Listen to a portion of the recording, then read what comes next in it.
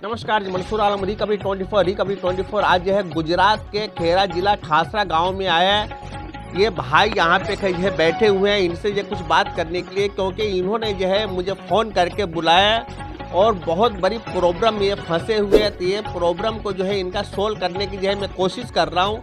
और जितने भी हमारे देशवासियों है तो इस प्रॉब्लम को आप सोल्व करने की कोशिश कीजिए और देखिए और इनको जो है हेल्प करने की आप कोशिश कीजिए, क्योंकि आज इनके साथ में ये हाल हुआ है और प्रशासन ने किया है, कल को आपके साथ में भी हो सकता है। तो अभी इनसे मैं बात करने की मैं कोशिश कर रहा हूँ। ये बात को जो है आप सुनिए और समझिए, उसके बाद जाकर जो फिर आप खुद फैसला कीजिएगा। पूरी विस्तार से जो है इन भाई से जो है बात करने की मैं कोशिश कर रहा हूँ मैं। सर पहले तो आप अपना नाम बताइए। मेरा नाम है लोहार रणजीत सिंह अमर सिंह। अच्छा रंजीत साहब, ये आप बताइए आपके साथ में क्या प्रॉब्लम हुई और किसने किया और किस वजह से किया और कितने टाइम पहले हुआ, ये बात जो है जरा पूरी विस्तार से आप मुझे बताइए, पूरी देश देख रही है। हमारे साथ जो घटना घटी है वो 2021 में घटी थी। सर थोड़ा आवाज़ ऊंची करके बोलिए। हमारे साथ जो घटना हुई थी 2021 में हुई थी और हमारे जो घटना घटाने वाला था वो गांव का सरपंच ही था और कोई नहीं था। सर सरपंच का नाम क्या है? सरपंच का नाम है ध्रुवल भाई सुरेश भाई पटेल। ठीक है, बोलिए आगे।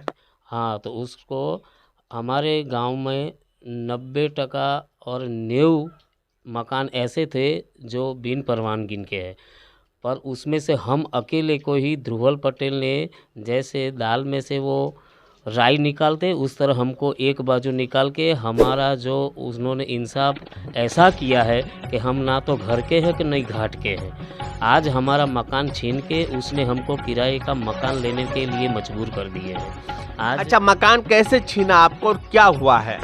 जहाँ हमारे दादाजी रहते थे अम्बाव गांव में, वो गांव हमारा 80 साल से वही जगह वही मकान और वही हमारा लोहा पीटने का पूरा धंधा था। ये ठासरा से कितना किलोमीटर दूर है आपका गांव? ये ठासरा से 4 किलोमीटर है हमारा गांव।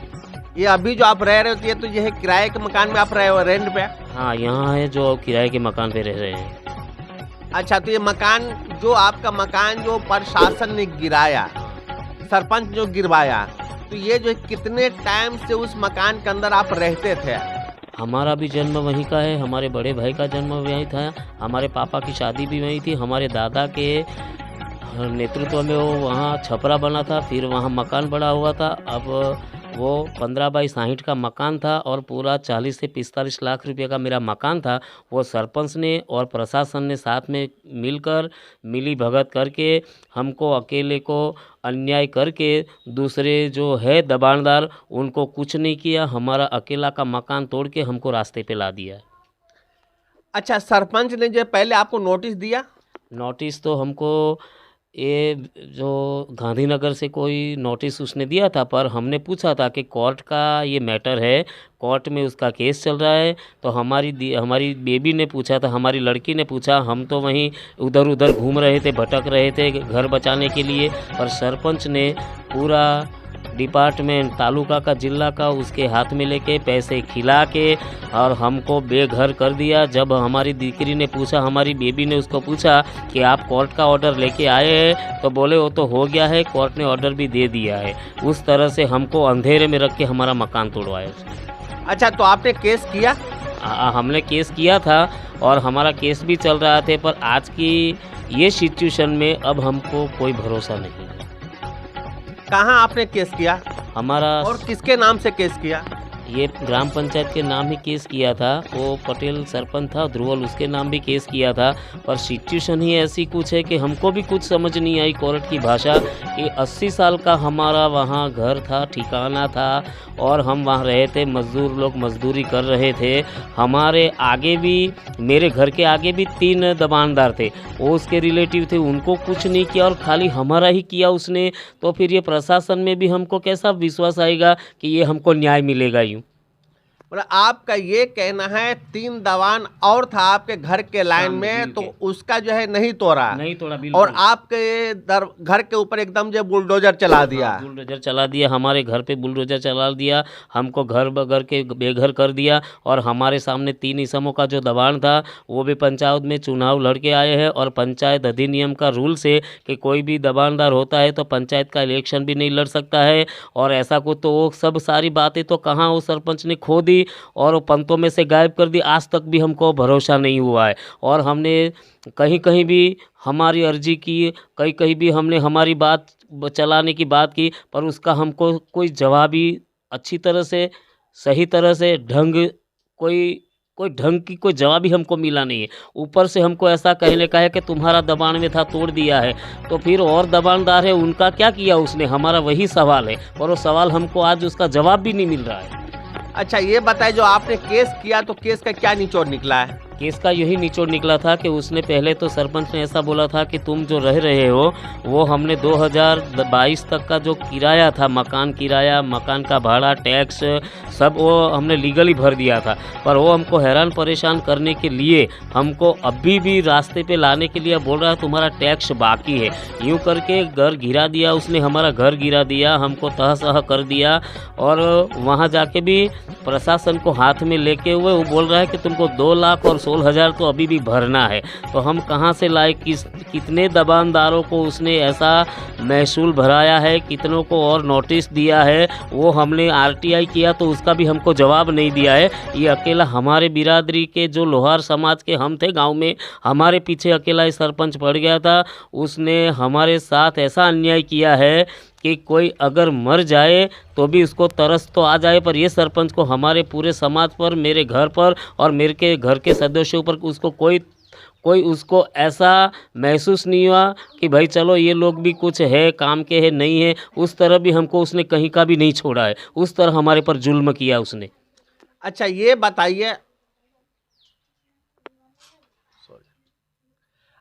बताइए, इस टाइम जो है आपके घर में परिवार कितने हैं?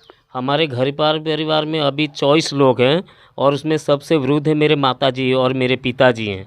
मेरे पिताजी है जो हार्ट का पेशेंट है, मेरी माताजी है किडनी डिसीज के वो पेशेंट है।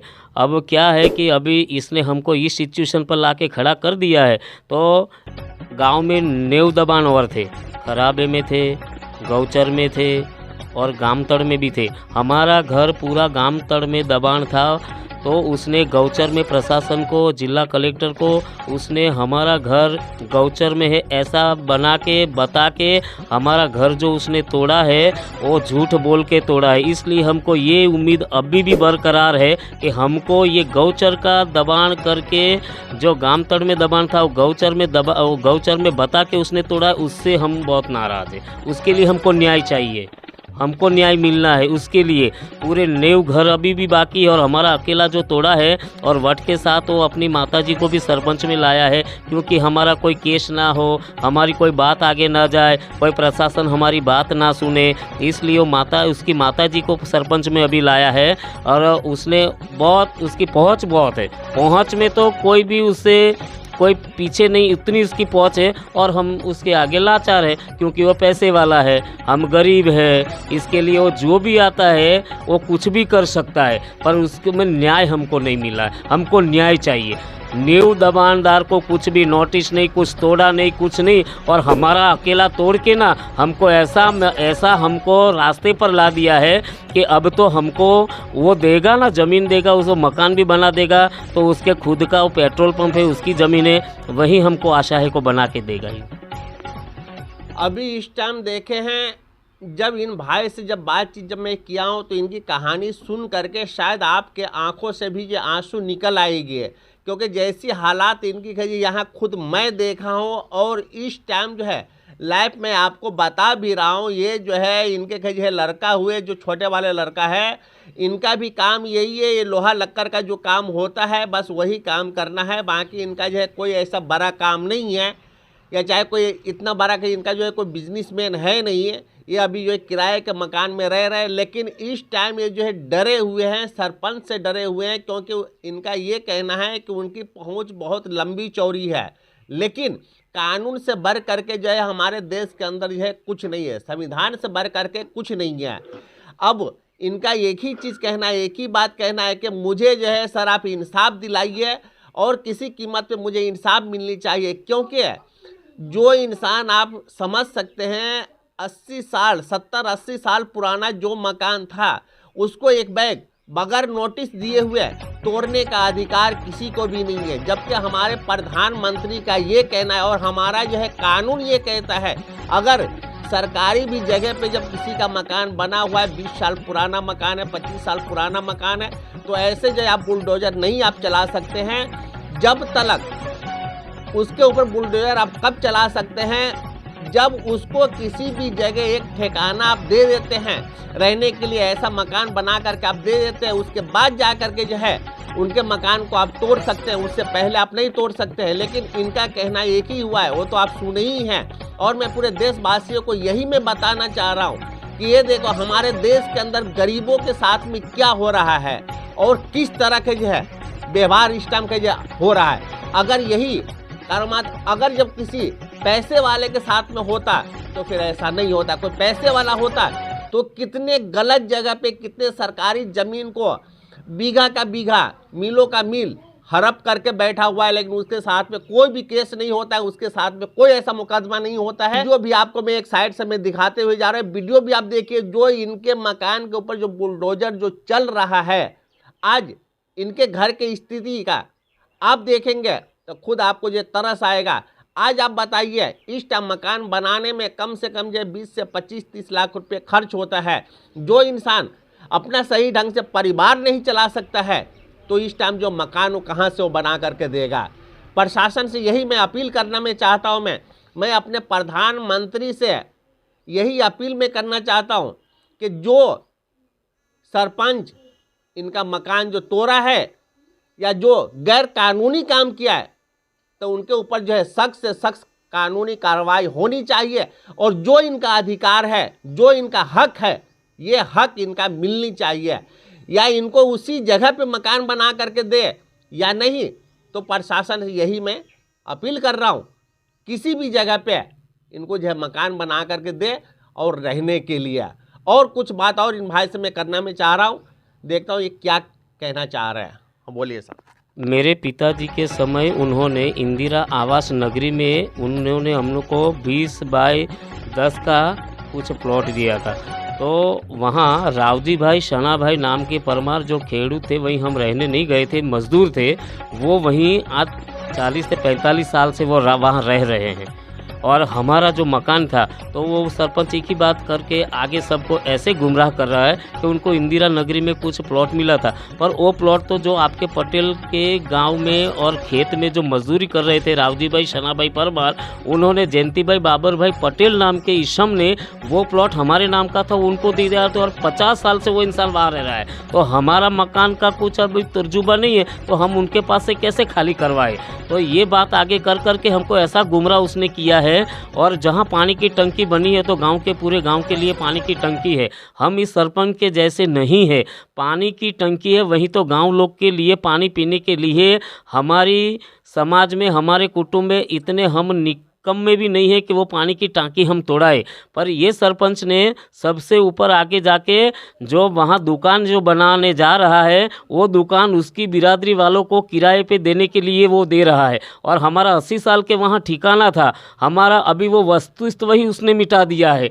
तो हम यही पूछते हैं प्रशासन से कि आपने सरपंच के साथ जो मिली भगत करके हर कानून को भी आगे पीछे का कोई ख्याल किए बिना आपने उसका सपोर्ट करके जो हमारा मकान तोड़वाया है, वो मकान तोड़वाया तो है, पर उसके लिए अभी मैं जो झझूमता हूँ मेरे को न्याय चाहिए। और वो पानी की टांकी तो आज भी अब नहीं तुड़ानी, कल भी नहीं तुड़ानी। क्यों कि वहाँ पूरा गांव पानी पिएगा, इसलिए हमको पानी की टांकी नहीं तोड़ पड़ी। उसकी बगल का और पानी की टांकी की बाद में जो ज़मीन है वही मेरे लोहे पीटने का जो है वो सरपंच खुद उसके पैसों से बना के मेरे को दे। अगर वो कुछ बात करेगा, अगर कोई बहाना करेगा तो खुद का उसका पेट्रोल पंप है, वहीं भी मेरे को वो मेरा जितना 15 बाई 60 का था उतना ज़मीन वहीं दे के वहीं मेरे को बना देगा। इसके लिए मैं आगे भी जाऊँगा, कोई लड़ाई झगड़ा नहीं करना है, कुछ भी नहीं करना है। वो हमको डराएगा, जो करेगा वो प्रशासन भी देखेगा, कोर्ट भी देखेगी। पर आज मेरे को न्याय चाहिए। न्याय के लिए फिर मेरे को मेरा प्राण भी न्योछावर करने का होगा तो मैं पाछा नहीं हटूँगा। पर मेरे को न्याय चाहिए कि मेरा अकेले का दबान तोड़ा के उसने जो खुशी हासिल की है वो प्रशासन में, कानून में, संविधान में लिखी हुई है कि पूरे गांव का दबान नहीं तोड़ने का और एक ही इंसान का तोड़ के उसको रोड पे ला देने का। ये सरपंच को ऐसा किसने पढ़ाया? अभी आपने देखा, जब अभी करीब 2 रोज़ पहले की बात है, इन्होंने जब फ़ोन मुझे किए तो जब बातचीत मुझे हुई तो बातचीत होने के बाद जाकर के इनकी ऐसी हालात इस टाइम हो चुकी हुई है जो खुदकुशी करने के काबिल है। जबकि इनको जो है मैं यहाँ आया हूँ तो मैं समझाया भी हूँ कि जो है खुदकुशी करना ये जो है बुज़दिल का काम है, कि ऐसा मत कीजिए, बाकी रहेगी आपके जो हिम्मत से काम लीजिए, इंसाफ आपको मिलेगा, कानून के ऊपर जो है आप भरोसा रखिए। लेकिन इस टाइम आप देख रहे हैं इनका जो है धंधा पानी भी जो है चौपट हो चुका हुआ है, क्योंकि उसी जगह जो है इनका जो भी काम है, लोहा लक्कर का जो काम है तो उसी जगह होता है। लेकिन जब वो पूरे ही ख़त्म हो चुका हुआ है तो मैं अपने सरकार से यही मैं अपील करना चाहता हूँ कि इनको जल्द से जल्द जो भी इनका ये प्रॉब्लम ये सोल्व होनी चाहिए और इनको जो है हक जो इनका है, अधिकार इनका मिलनी चाहिए जल्द से जल्द हो सके, क्योंकि इतने ये दुखी हो चुके हुए हैं। कैमरामैन दिलवर के साथ Mansoor Alam, recovery 24। Latest news और आपकी ज़िंदगी के दिन भर की बड़ी जानकारी को समझने के लिए और जानने के लिए हमारे चैनल रिकवरी 24 को सब्सक्राइब करें और बाजू वाला बेल आइकन दबा के ऑल पर क्लिक ज़रूर करें और साथ ही में इस वीडियो को लाइक, शेयर और कमेंट भी ज़रूर करके जाएं।